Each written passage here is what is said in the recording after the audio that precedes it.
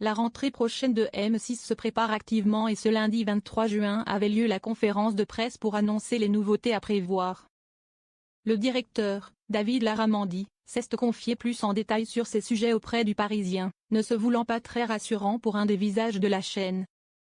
Des départs, des arrivées et des nouveaux programmes. La rentrée prochaine de M6 s'annonce déjà riche en changements et cela ravit son patron David Larramendy. En interview pour Le Parisien, paru ce lundi 23 juin, l'homme d'affaires est revenu plus en détail sur ce qui était à prévoir sur la chaîne mais aussi W9 et même RTL. Le recrutement d'Olivier Mine a notamment été évoqué, tout comme celui de Cyril Hanouna qui avait suscité beaucoup d'agitation. Mais David Larramendy s'est voulu plus langue de bois concernant Ophélie Meunier et son émission La Grande Semaine, lancée il y a un an seulement.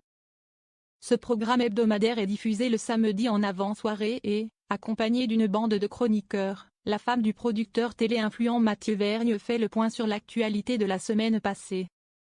Problème, ce rendez-vous inédit n'a pas franchement rencontré son public.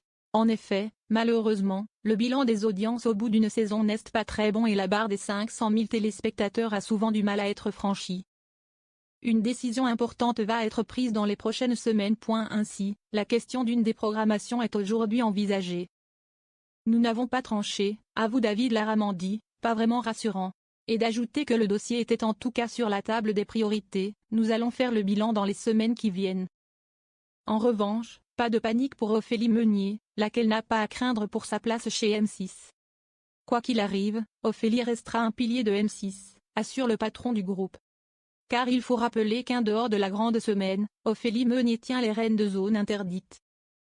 Elle est aussi souvent appelée à présenter des événements ponctuels, comme la dernière Ligue des Champions à Munich, remportée par le PSG face à l'Inter Milan.